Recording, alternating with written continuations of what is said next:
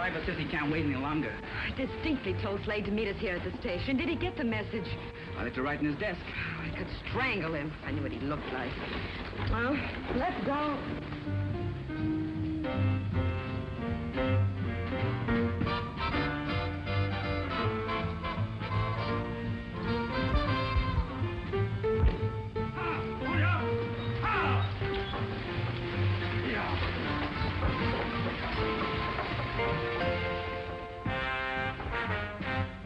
Head felt as though there were a trip hammer inside, having a big day for itself. Someone tricked me for fair. Knockout drops. Someone who made sure I wouldn't keep my appointment to go out on the afternoon stage. If there's anything I hate, it's being played for a fool. Especially by someone I didn't even know. As a matter of fact, by anybody.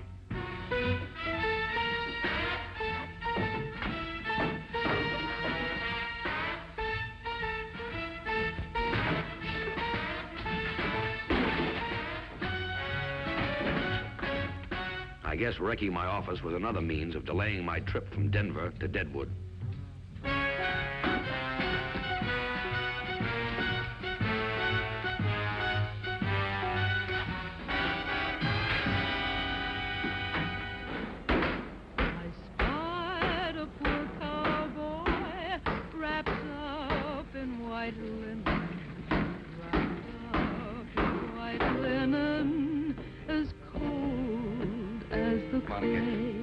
The stage is ahead of schedule.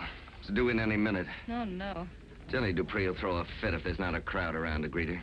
Say, could you get over to the depot and see what you could do? Why me? Well, she'll appreciate having a woman meet her. All right. But from what I've heard, she'd prefer a man. Any man.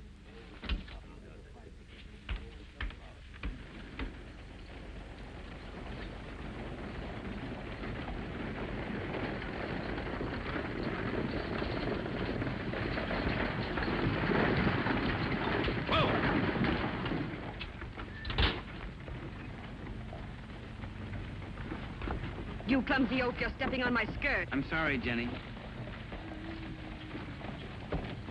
So where is everybody? Or is this the sort of reception one gets in Deadwood? Your stage arrived ahead of schedule, Miss DuPree. There wasn't time to change the plans for your welcome. I'm Monica Bristol. Mr. Kruger asked me to meet you and help out in any way I can. And who is Mr. Kruger? Ward Kruger, the owner of the Gay Lady, where you're going to sing tonight. If I sing tonight. From the looks of this town, I may not care to. Well, don't just stand there. Get my things off to the hotel. And make sure that my accommodations are acceptable. My dear, I would very much like something hot to drink, if that isn't expecting too much in this barbarous community. Of course, Madame DuPree. The famous Delmonico himself has opened a branch of his New York restaurant here. It's called the Bean Bucket. After you.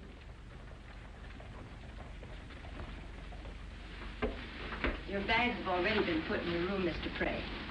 I hope you won't find the accommodations too utterly uncivilized. Only the people, my dear. You know, everyone in Deadwood is looking forward to your performance tonight. We have no zoo here. Obviously, you would be running around loose. I'll call you if I need you. You must understand my desire to be alone. Looking at you is giving me such a dreadful headache. Thank you.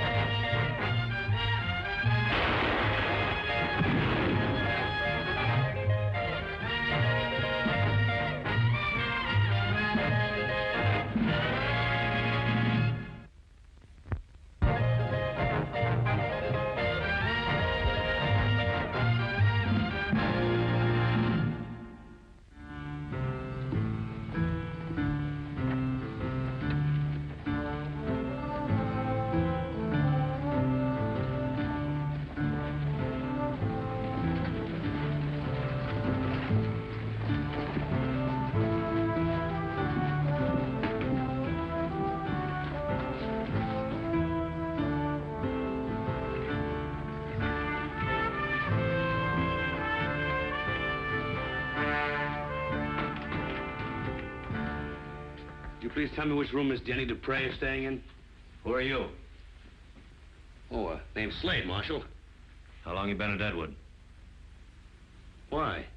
I ask the questions around here. What's your interest in Jenny DuPree? I think that's a matter between me and Miss DuPree, don't you? Oh, is that so? Yes, that's so. Room 214, thanks. I'll announce myself. Miss DuPree is not seeing anyone. Would you like to bet? Now, look here. You give me trouble and I'll throw you in jail. Just a minute, Marshal.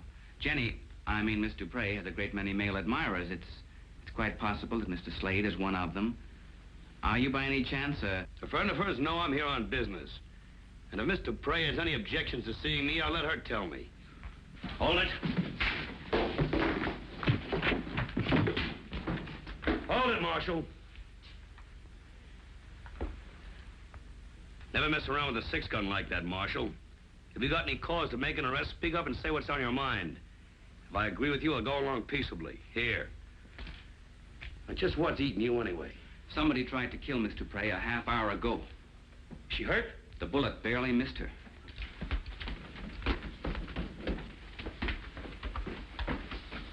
You can't go in there. I'll have you jailed for resisting arrest. If somebody tried to kill Miss DuPree, why aren't you out looking for him? Open up, it's Slade. Well, Monica. Hello, Slade. Small world, isn't it? Yeah, I didn't know you were here in Deadwood. Of course you didn't. Let's see. The last time we saw each other was in Cheyenne, wasn't it? Or was it Denver? You do get around so much. Well, this is just great. You have no idea how surprised I am. I'll just bet you are. Come in, won't you? Madame DuPree has been simply beside herself, waiting for you to show up. Oh, it's all right, Marshal. Mr. Slade is an old acquaintance of mine. Miss DuPree? Mr. Slade, you were supposed to leave with me when I left Denver. What happened? Well, someone went to a lot of trouble to make sure I didn't meet you. I don't like excuses. Well, I'm beginning to feel better already.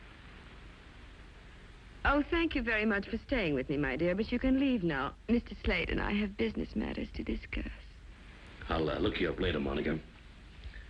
Yes, you do that. Isn't it a shame Isn't what a shame? that there aren't better shots in this world?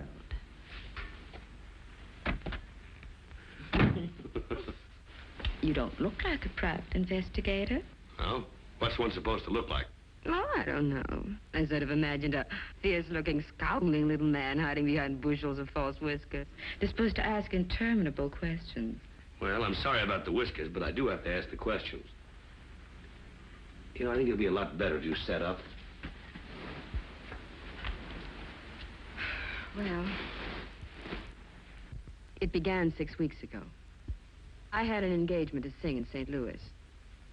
When I got to my hotel, there were 6 red roses in a vase in my room. Go on. There was a note.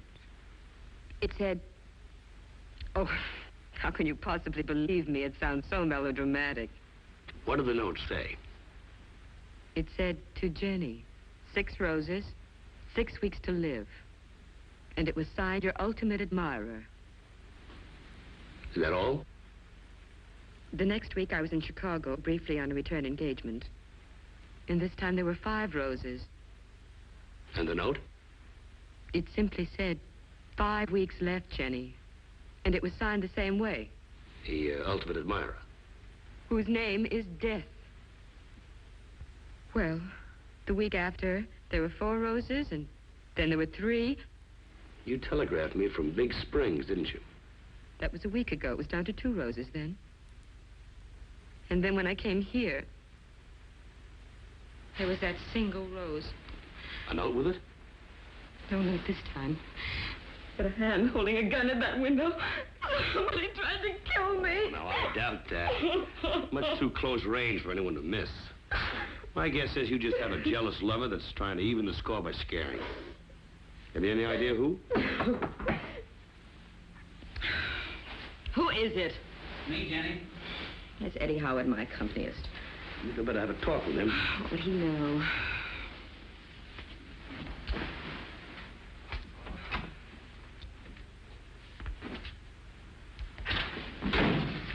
How is she feeling? Rotten. I suggest if you two want to talk, you do it elsewhere. Jenny, Cal Breckenridge is in Deadwood. Cal? Where did you see him? Over at the theater. I was talking to Mr. Kruger about tonight's performance. Who's Cal Breckenridge? It couldn't be Cal. Do you mind letting me in on this?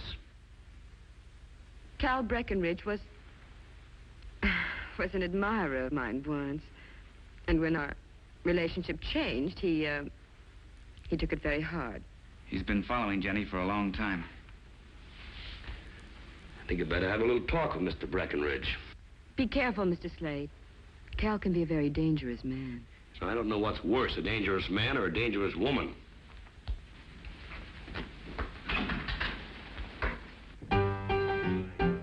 Oh, I should like to marry if I could ever find a really handsome fellow suited to my mind. I'd like him to be dashing, I'd like him to be gay, the leader of the fashion, the dandy of his day. Oh, I should like to marry if I could ever find a really handsome fellow suited to my mind.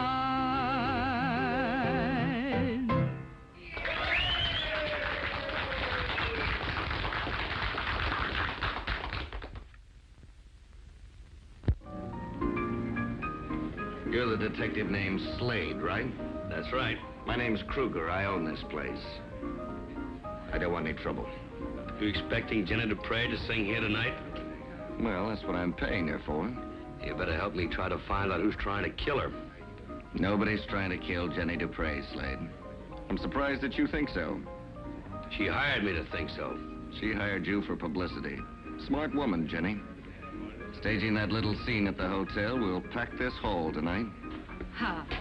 Don't tell me you could tear yourself away from Madame DuPree. I want to talk with you, Monica. Alone. How does it feel to be in love with a big-time singer? I'm here on business, Monica. You know perfectly well why Jenny DuPree sent for me. How could I miss? She's written it in lipstick all over the front of your shirt. She was upset, crying. I had to comfort her. Oh, sure. Well, I have to hand it to you, Slade. You certainly give your clients their money's worth. Now, listen, Monica. There's been a man seen around here by the name of Breckenridge. You know who he is? Uh-huh. Well, is he here now? Yep. Can you point him out to me? I can. But the question is, should I? He's a gambler and a gunman, Slade. You better stay away from him. He's over there. Thank you, honey.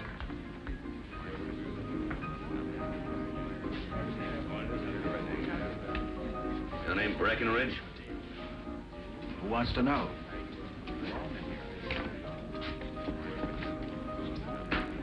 Slade, private and confidential investigations. I have a strong aversion to detectives, Slade. I suggest you go someplace else. I want to know why you've been following Jenny DuPree. You heard me, mister. Get out. Have you ever been dealt a dead man's hand? Hmm? Maybe you'd like to deal me one.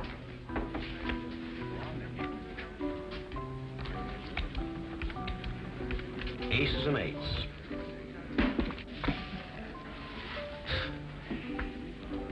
I heard about the attempt on Jenny's life.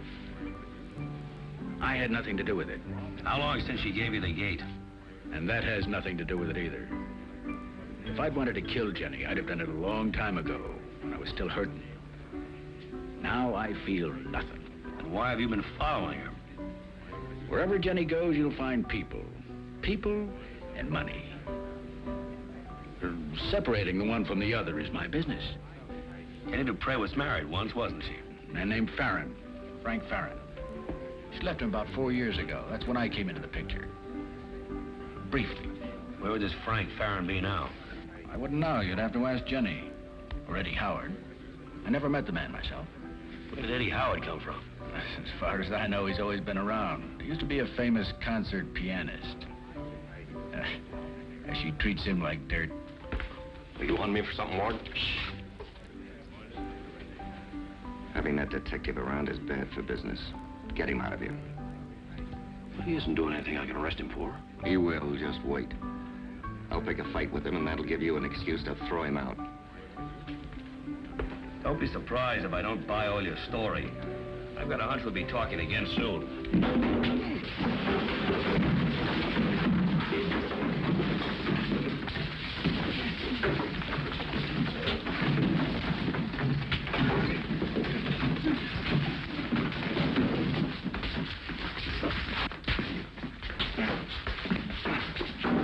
All right, break it up here. Well, where in Sam Hill were you, Marshal? You're under arrest for disturbing the peace. Oh, Mr. Kruger started the fight. Mr. Slade was minding his own business. That's right, Marshal. What'll I do? Why don't you try arresting Mr. Kruger? I couldn't do that. Of course not. He'd cut off your free beers. Why did you jump me anyway? I guess I made a mistake. Guess maybe you did. And you're fired. It's too late. I just quit.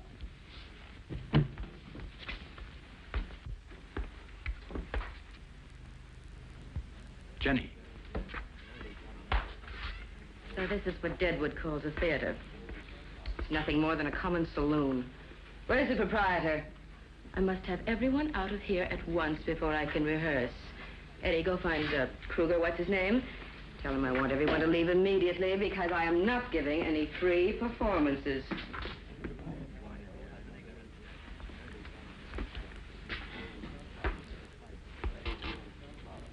Frank.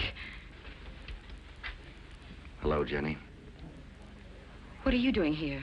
I own the gay lady. I had to see you again, Jenny. Slade?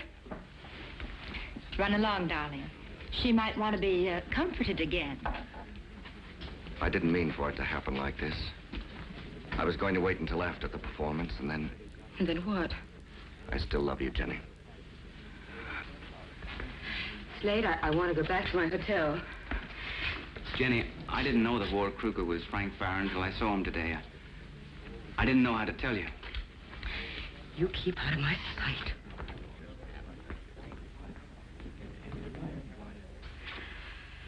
I should have become suspicious when he offered me so much money to come to Deadwood. Twice what I normally get. Slade, I divorced Frank because I was afraid of him. You think he's responsible for sending you those notes? I accepted the Deadwood engagement 6 weeks ago. He knew I was coming here then. And he could have hired someone to send you those roses. What about Eddie Howard? What about him? Well, I heard he was a famous concert pianist. Was is right. Eddie's a has-been. He's lucky I keep him busy. Well, young lady, my advice to you is to get the first stage out of Deadwood in the morning. Ooh, you underestimate yourself, Mr. Slade. If you were around to protect me, I have no reason to leave now. Besides, Jenny DuPree has never walked out in a performance yet.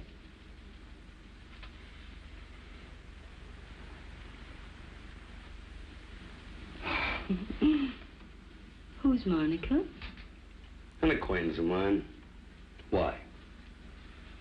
You were thinking of her. Matter of fact, I was.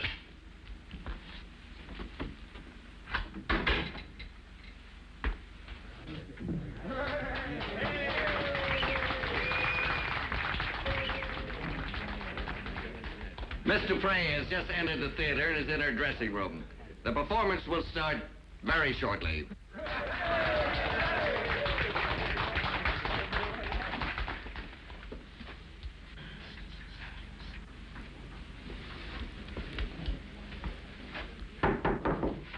Who is it? Slade. Get out. Get out! Please, Jenny. I've got to talk to you. We have nothing to talk about. Now, you get out of here. No, Jenny. I've waited too long for this. You get out or I'll scream. Don't scream. You've got to give me a chance. A chance to what? To kill me? No, Jenny. To tell you that I still love you. I sent these.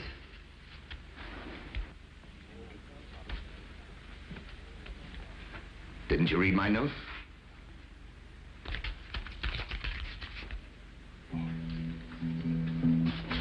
From your ultimatum.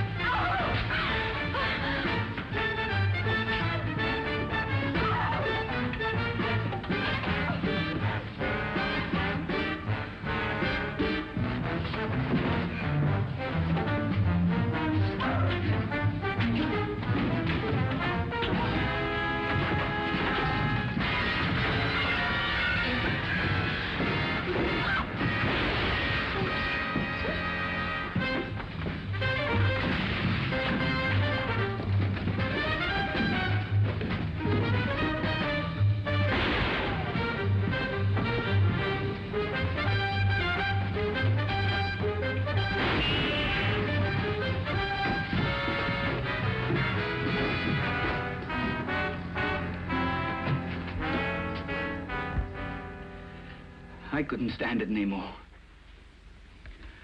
I loved her, and she laughed. I gave up a career for her, and she treated me like a servant, like a dog. I've dreamed for a long time of killing her. I knew who Gruber was. I wanted to make it look like he'd killed her. I put the card in the flowers that he'd given her. And you must be the one who slipped me that Mickey and messed up my office. I just wanted to put you off the track.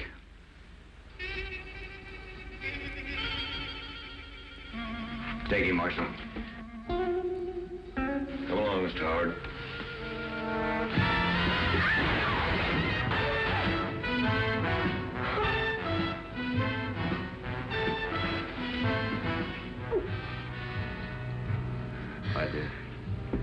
I better go and tell him now.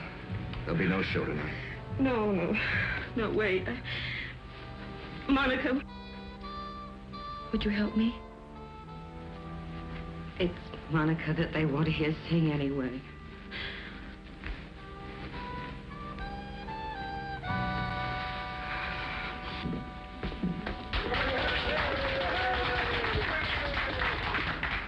There will be a short delay. Miss Jenny DuPree will still appear here tonight, but by special request, we will first hear from our own songbird, Monica Bristol.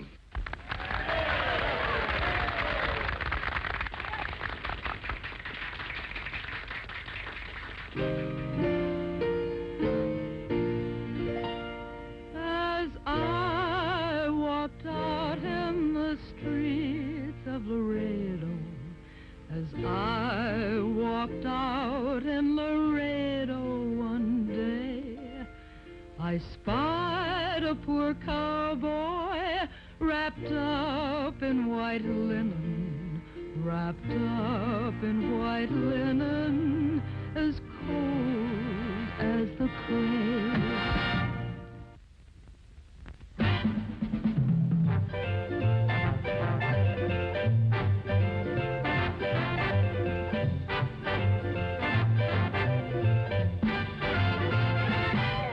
Shotgun Slade of the two-barreled gun, you're afraid that someday you'll be won by a woman, a dreaming woman, scheming woman, maybe someone like me. Better run, Shotgun Slade, I'm the one, Shotgun Slade.